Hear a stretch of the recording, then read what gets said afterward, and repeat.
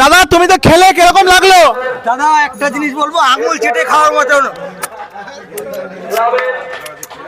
আমি এবং আমার বাড়ি পাইপ পাড়ায়, আমি আরো চাই যে আমার যত লোক রাজমিস্ত্রি কাজ করে, আমি একটা ঠিকাদার, সবাইকে নিয়ে আসি এখানে খাওয়া দাওয়া করে।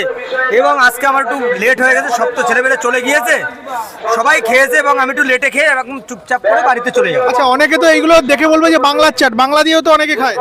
অসম্ভব, আপনি যদি এই কথা বলুন না, হ্যাঁ। ইম্পসিবল। এগুলো খায় না কেউ, এমনি ভালো মানুষই খায়। অবশ্যই আচ্ছা, অনেকে তো গ্রাজুয়েট ছেলে আপনি দেখবেন কত দেখতে চান এখানে, বলুন। অনেকে তো ভিডিওতে এরকম বলবে, তো তাদের যারা বলে থাকে তাদেরকে আমি বলতে চাবো যে তারা বাড়িতে বসে শুয়ে শুয়ে ভিডিও দেখে, তো মেহনতি লোক হলে এ কথা তারা জীবনে বলবে না। একদম, যারা বলেন যে এই সমস্ত আইটেম, এই খাসির মাংসর মাথা থেকে পা, এই সমস্ত আইটেম ভুলভাল লোকেরা খায়, তাদেরকে আপনি কি বলবেন? আমি তাদেরকে বলবো যে একদম তারা যদি ভদ্র ঘরের পরিবেশে যদি হয়ে থাকেন, তারা এ কথা কখনো বলবেন না যে